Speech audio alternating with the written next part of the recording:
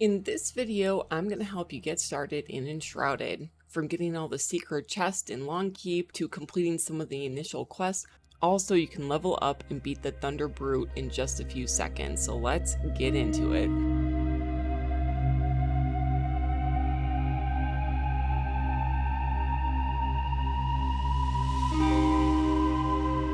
So as you wake up from the Cinder Vault, you head out for your first glimpse of Embervale. You'll see some prompts and read a bit of lore, but as you head to the west, you'll see a cave entrance. But before entering the cave, you will see a chest and some bandages to loot on the right-hand side. Grab the torch and keep it in your hand as the cave is dark. Continue until you get to this first chamber, make a left, and there you will find a few explosives and a prompt that tells you you can blow up walls. So throw the explosives and open the silver chest to receive a hatchet and read some lore. Climb down the ladder and directly to the left, you could break some planks and find another chest.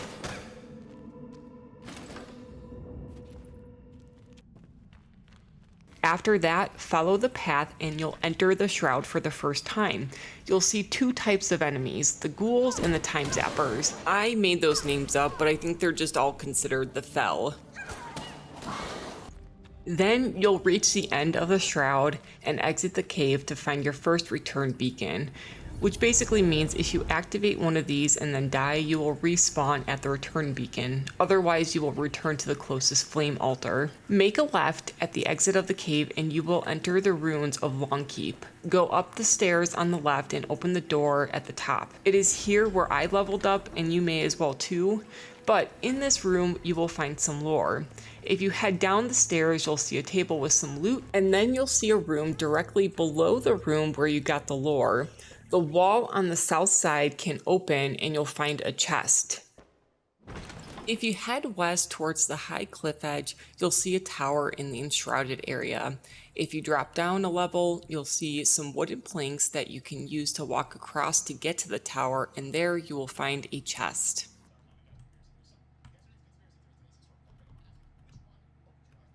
If you go out the way you came and go east, you'll find some tents and an archery range. There you'll find some lore, a chest, and flint arrows on the targets.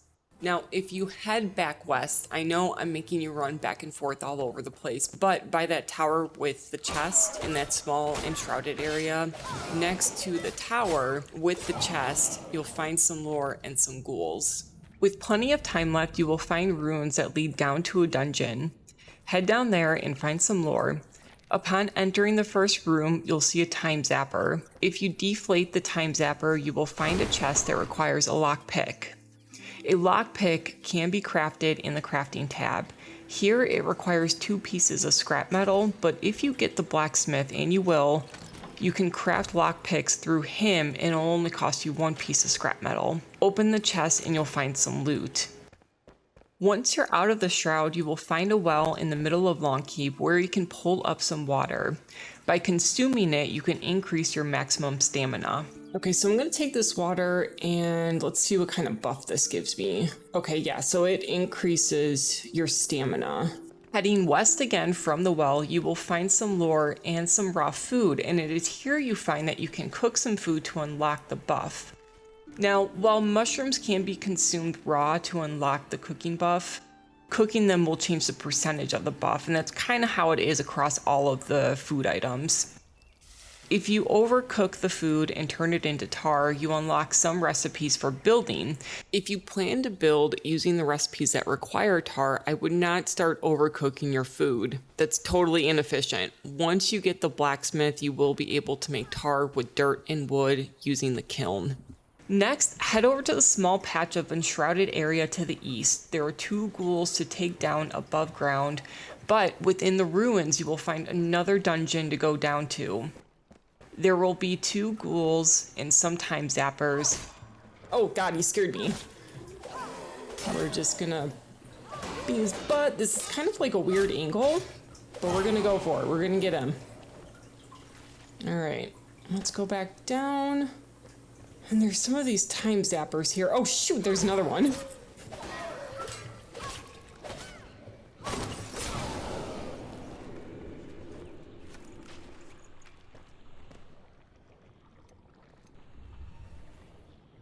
All right, and then we're just gonna explode this doorway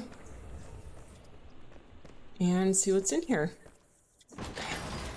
The time zappers will have some loot around them if you deflate them, but once you're done, go up the steps to exit the dungeon and then head east where you will find a tree with a few beehives and a broken bench.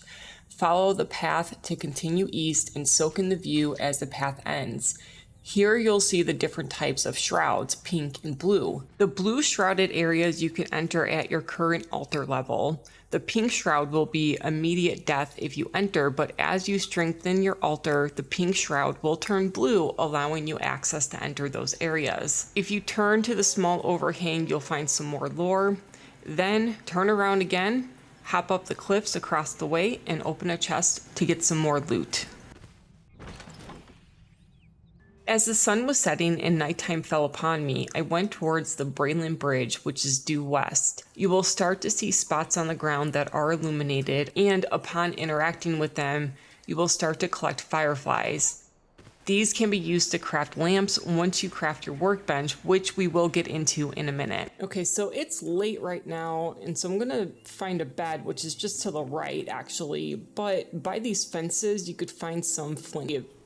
Disappeared that rested timer set to 0, so yeah, like you do need to sleep and probably sit if you want to replenish that at all. So I'm pretty sure my stamina is going to be like but by these fences you could find some flint arrows. We're gonna try to go to sleep. Okay, now what I'm gonna do is I'm gonna put down the campfire again and rest a little bit more in that bed, and you'll see that the stamina will be replenished because you need those 3 things. There's 3 boxes that will show up, right? So the sleeping, the warmth, and the comfort. I was missing the warmth when I slept overnight. So now I have that all taken care of. After waking from your sleep and now having your rest replenished, head to the southeast to the area where you find a pink light beaming up. This is where the first real quest will be completed. As long as you have 5 stones, you may craft a flame altar and place it down in the clearing.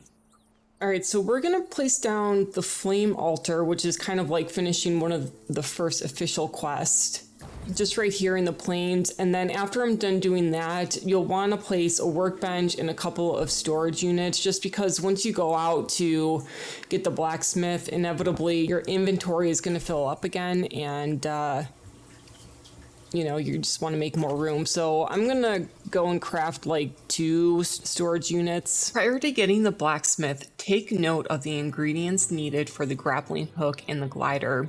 These are 2 early game items that will give you an advantage. Some of the resources are only found in the shrouds, such as the shroud wood. Make sure you crafted an axe so you may obtain some. You will also want to make sure you always have your pickaxe and some lockpicks on you just in case. Head towards the Braylon Bridge again to set out to the Enshrouded area. If you didn't already, there is some lore to read, a chest, and a torch to grab before entering. Once you enter the shroud, you may acquire some shroud liquid and chop down some trees to get shroud wood. Right by this path is where you could collect a ton of shroud liquid in these little puffball mushrooms. And then the wood, there's plenty of wood like right around the edge of the shroud area too that you could chop down. It's one of the easier places to get shroud wood. Nearby, as you head north, you'll see a camp with a couple of ghouls.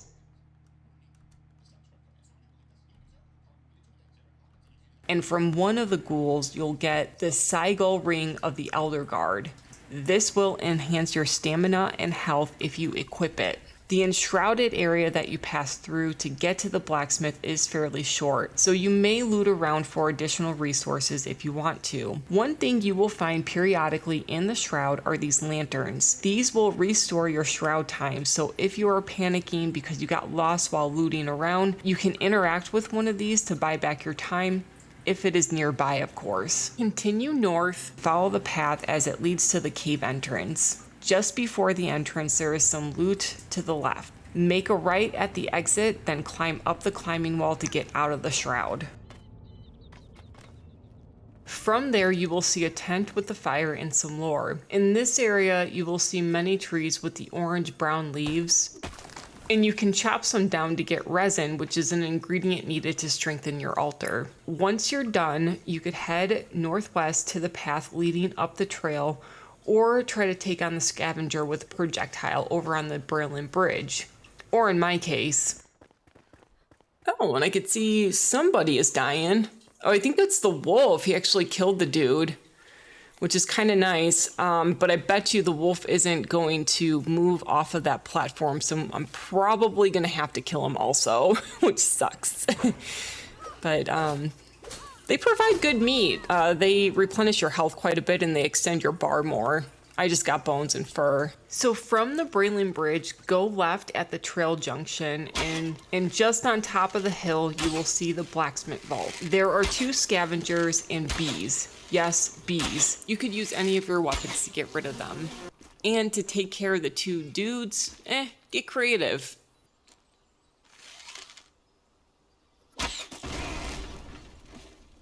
Go ahead and enter the vault and you will see another scavenger to fight. Once he is taken care of, open the vault with the red lighting to awaken the blacksmith. And just across the way, you will find a secret door with a silver chest inside, but it's inaccessible because there is a vault in the way. So check it some other time because this is something that Key needs to fix.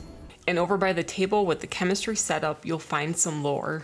Once you've done that, go right just outside the vault, and you'll find a flame shrine. Collect the flame spark, and then you'll have another ingredient necessary to strengthen your altar. If you head to the front of the vault again, there is a tower that has 2 pieces of lore, one at the bottom of the structure and the other up top. To access the second story, climb the ladder, and you will also find a chest. With this area completed, you may fast travel back to your base and summon the blacksmith. Commune with the altar and it will tell you to craft a summoning staff. This will allow you to place the blacksmith and any of the survivors wherever you want. Since I don't have a base, I summon the blacksmith by the workbench, but he'll move when the base is built. As you talk to the blacksmith, he will unlock additional quests for you, the first being to forge weaponry or armor. For this quest, he sends us off to a location to get a ton of metal. Before you head out, go ahead and craft the kiln. The kiln requires nothing but stone, but you can make charcoal by loading it up with dirt and logs. And you need charcoal to craft the forge. Upon getting back from the quest, the kiln will have charcoal ready for you to use to craft the forge. Then you could use the metal you got from the quest and craft some armor through the forge. Additionally, you should have the resources for the grappling hook and the glider at this point, so craft and equip those too. With that, head towards the Enshrouded area, and at the camp, go to the left under the Berlin Bridge. Follow the path until you get out of the shroud and enter Rookmoor. In Rookmoor, there will be 7 scavengers and a guard dog. I prefer to head to the back and make my way forward as there are fewer scavengers in the back area. If you follow my approach, go around to the left of the encampment and start by taking out the guy with the projectile. At this encampment, you will notice that the scavengers have a purple health bar and the number 3. This is telling you they are above your current skill level and may be harder to take down, but it's doable. When the upper portion is cleared, the tent that was guarded by the guy with the projectile will have a chest. Feel free to use the barrels or the traps on the eastern side of the encampment to assist in your fight.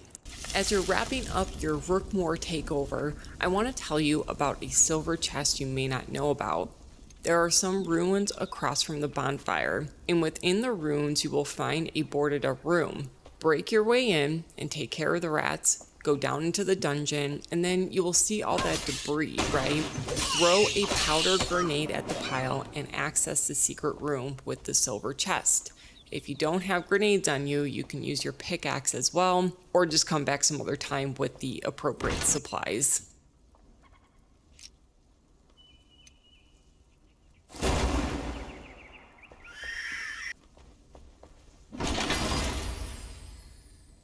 Even though the blacksmith's quest just consisted of going to Rookmoor, there are 2 more scavenger camps to raid. By raiding these 2 camps, you'll get more resources, up your skill points, and it's on the way back to the flame altar, so why not? Go through the tunnel and up the climbing wall, then hang a left and follow the path until you get to the camp with a dude with a projectile and a wolf. There you can look around and be sure to blow up the barrels under the tree to get some loot from a silver chest. Then head up the trail to find another camp. Here you will unlock a quest, and by completing the quest you'll get some more silver chest loot. Alright, so this is another place. There's only 2 scavengers and a wolf, but I am going to try to use some of those explosive barrels to just reduce the amount of time that I'm fighting these guys. So he sees me, and once he comes close, I'm gonna fire that. I would never be able to draw back my bow for that long, but this is make-believe. And I usually could get 2 hits on the guys while they're doing that melee attack. And then they just get way too close.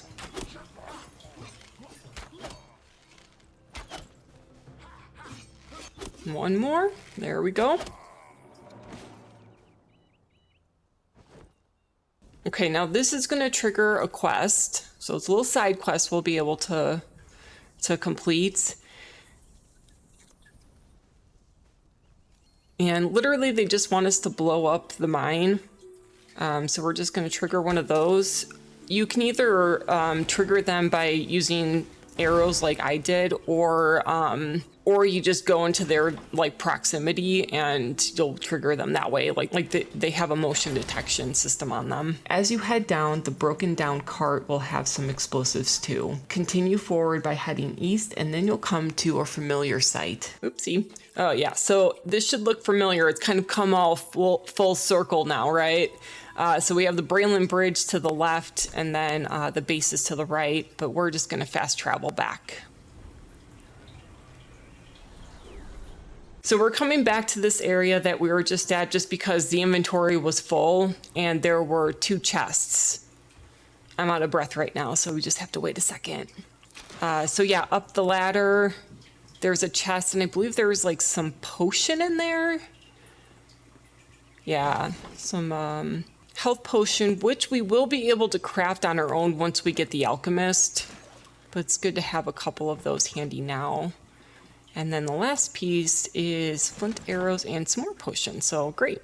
That's pretty good loot. After getting back to your flame altar from your epic journey, you may want to unlock some skill attributes that you received. If I haven't mentioned it already, the jump attack and the double jump skills are pretty good skills to get regardless of the type of character you plan to build. So it's my recommendation to unlock those skills as soon as possible.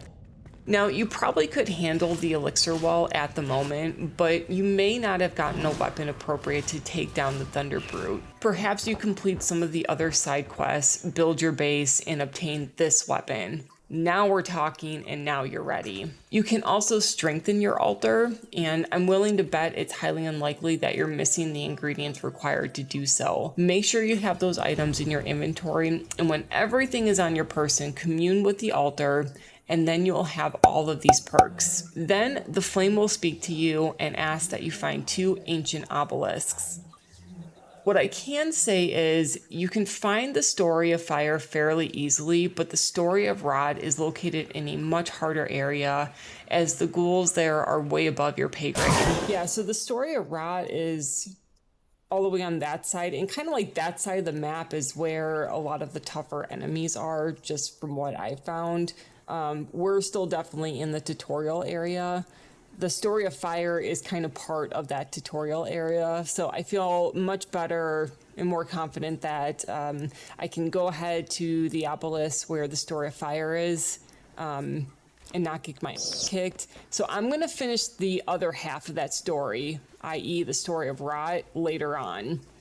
But we did just upgrade or strengthen the altar, so you could see where earlier in the game I had we were at an overlook checking out the scenery, and it was actually when the sun was setting, and there was a lot of pink shroud in that scene, and now that is all changed to blue. So at least now the enemies are still just as tough, but I could actually go into the shroud area and not kill myself. Get yourself stocked with the food buffs you plan to use, then head out to mend old wounds. This quest consists of 4 pieces.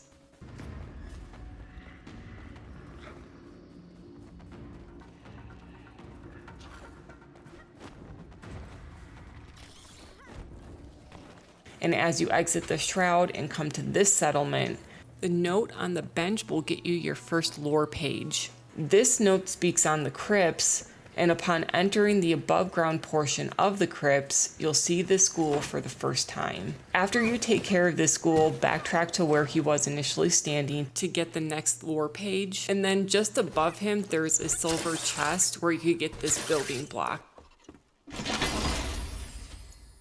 If you go down to the crypt and open it up, you'll get a good randomized weapon, but also a fight on your hands.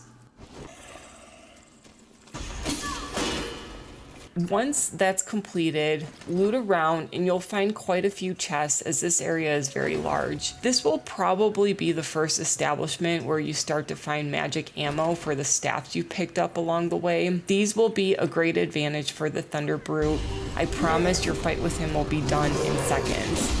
The last note for to mend old wounds is elsewhere, but the Story of Fire is nearby, so leave this area and head to the ancient obelisk marked on your map. Okay, it's very likely you stumbled upon the Alchemist's ancient vault and a scavenger camp. While there will be a separate episode on the Alchemist Vault, the scavenger camp yields a new quest to which you obtain the Wailing Blade. You can give it to the blacksmith to allow him to reminisce about his daughter, or you just go straight to the obelisk. If you do go to the obelisk, you will pick up some loot and lore. You can't miss it when you're in the area. It is lit up with red lighting. If you go to the location on the screen now, you will find a tomb. This tomb right here. In there, you will be able to find that weapon that is super useful for the Thunderbrute. Go down the flight of stairs, and at the first left, you can find a secret door for some loot. And this is where you get the wand that is an early game changer. After that, make a right, then a left, and be careful of the Sharpies coming out of the floor. You'll have a spider to beat in the next chamber, but with the apprentice wand, it's no big deal. As you get out of the tomb, you come across Peaceful Acres, an salt mine that is in the shroud. Feel free to explore, but ultimately you want to take the path that goes east. At the junction just outside of Peaceful Acres, make a right. You want to go up the hill. You'll eventually get to another junction where if you go straight, you could chop down a shroud root and potentially gain skill point, or hang a right and follow that all the way to this building where you get the last note for the To Mend Old Wounds quest. So, you placed your altar, you got the blacksmith, you probably did some mining, some looting, unlocked some skills, and got some magic. Now you are ready to clear the elixir well. You probably collected a few bottles of the Shroud Potion. This will give you 2 additional minutes to your total time in the Shroud, so take it before you enter the Shroud, otherwise it'll be completely useless to you. You could also take the Mystery Flask, which will increase your damage, but it removes a minute from your Shroud time, so it's kind of up to you. Alright, so you can see the elixir well from up top here. And we're just gonna go past all of the enemies. There's a ton of ghouls up in this area, but don't waste your time on that since you're on a timer with the shroud. Oopsie.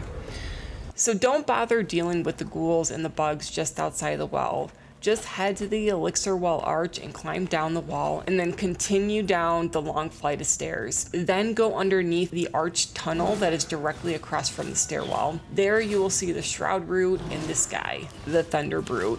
Now you just run around to maintain distance between the two of you, sneaking in a hit here or there.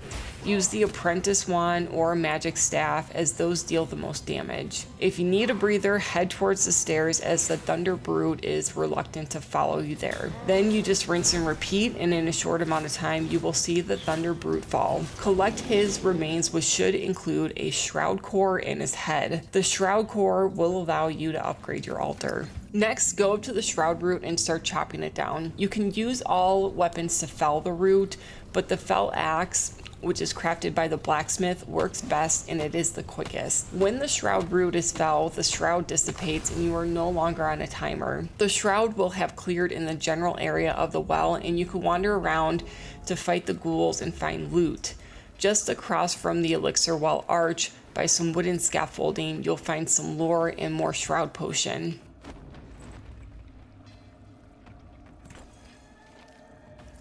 Back at the flame altar, you can now use that shroud core to upgrade your altar, which will expand the area in which you can build your base. All right, that's gonna do it for today, guys. Thank you so much for letting me put my game on for you. Like and subscribe if you wanna hear more from me. Join the Discord if you just wanna hang out. Otherwise, we'll see you in the next one. Bye.